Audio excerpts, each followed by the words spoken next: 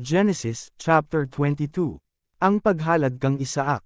Isa, ug nahitabo sa human nining mga batangga nga ang Dios nagsulay kang Abraham. Ug mingon kanya, Abraham, ug siya mitubag, anya ako.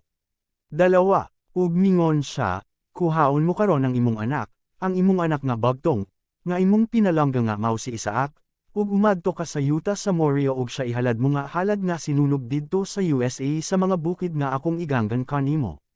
Tatlo, ug si Abraham mibanggan pagsayo sa bantag, ug iyang gisyahan ang iyang asno, ug nagdala siya uban kanya duruha ka sulogang batanon ug si Isaak nga iyang anak, ug nagbugha og sagnad alang sa halad nga sinunog, ug mitindog siya, ug napaingon sa dapit nga giinggan kanya sa Dios. Apat, sa ikatulo ka adlaw gihat ni Abraham ang iyang mga mata, ug nakita niya ang dapit sa halayo. 5, ug si Abraham mingon sa iyang mga sulogon, hamulat kamo dainhi uban sa asno, ug ako ug ang bata modto kami didto, ug kami masimba, ug kami mamalik kaninyo. 6, ug si Abraham makuha og sagnad alang sa halad nga sinunog, ug gipapasaan niya sa iyang anak, ug siya makuha og kalayo ug punyal, ug milako silang duha nga nagkayeg. 7, anya si Isaak misalti kang Abraham nga iyang amahan, ug mingon, amahan ko. Ug siya mitubag, anya ako, anak ko. Ug siya mingon, anya karon ang kalayo ug ang sagnad, apan hain man ang nating karnero nga igahalad nga sinunog. 8, ug mitubag si Abraham, ang Dios sa iyang kagalingan magataga niya sa nating karnero nga igahalad nga sinunog, anak ko, ug biyusa nagapadayon sila sa paglako nga na nagkuyog. 9, ug miabot sila sa dapit nga giinggan kanya sa Dios, si Abraham mipatindog didto og isa ka halaran, ug gipahalo na pag-ayo ang kahoy ug gigapos niya si Isaak, nga iyang anak, ug iyang gipahamutang siya sa ibabaw sa sagnad. 10, ug gituy-od ni Abraham ang iyang kamot, ug giyakuhan niya ang iyang punyal sa pagpatay sa iyang anak. 11, ug ang manulanda ni Jehovah misinggit kanya gikan sa mga langit, nga nagaingon, Abraham, Abraham. Ug siya mitubag, anya ako.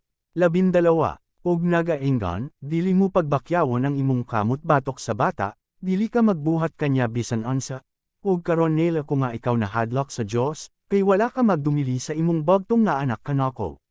13, anya gihat ni Abraham ang iyang mga mata ug miten-o, ug anya karon, ang isa ka karnero nga lake sa likod, konsang mga sungay nag-apas sa kasapinitan. Ug mayadto si Abraham, ug giyakuhan niya ang karnero nga lake ug kinigihalad niya sa halad nga sinunog, salili sa iyang anak. 14, ug gihinganlan ni Abraham kadtong dapita nga Jehovah Jireh, nga mao'y ngalan hangtod karon, sa bukid ni Jehovah igondom kini.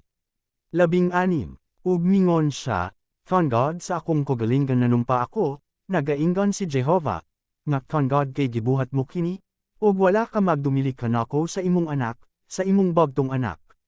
15, ug ang manulanda ni Jehovah nagtawag kang Abraham sa ikaduha gikan sa langit. 17, sa pagpanalangin, ikaw pagapanalanginan ko, ug sa pagpadagan, pagapadaghanan ko ang imong kaliwaten inggan sa mga biton sa langit, ug inggan sa balas nga ato sa bebeyan sa dagat, ug ang imong kaliwatan manag-iya sa mga ganghaan sa iyang mga kaaway. 18, ug diha sa imong kaliwat mapanalanginan ang tanan nga mga nasod sa yuta, kay gityuman mo ang akong tingog. 19, biyu sa gibalikan ni Abraham ang iyang mga sulugon, ug nanindog sila og nanlako sa pagtingyag padulong sa Beerseba, ug nagpuyo si Abraham sa Beerseba. 20, ug nahitabo sa human kining mga batangga, nga gisuginlan si Abraham. Anya karon nga si Milcah-Yuzab nanganak og mga anak kang Knocker nga imong igsoon. 21, ug si Hasmao ang iyang panganay, ug si Bas ang iyang igsoon, ug si Kemuel nga amahan ni Aram. 22, ug si Chesed, ug si Hazo, ug si Pilgas, ug si Jidlap, ug si Bethuel. 23, ug si Bethuel nanganak kang Rebeka, kini sila nga 8 gianak ni Milcah kang Nachor, nga igsoon ni Abraham. 24, ug ang iyang puyo-puyo nga gihinganlan si Ruma, nanganak usab kang Teba, ug kang Gaham, ug kang Taas, ug kang Maacha.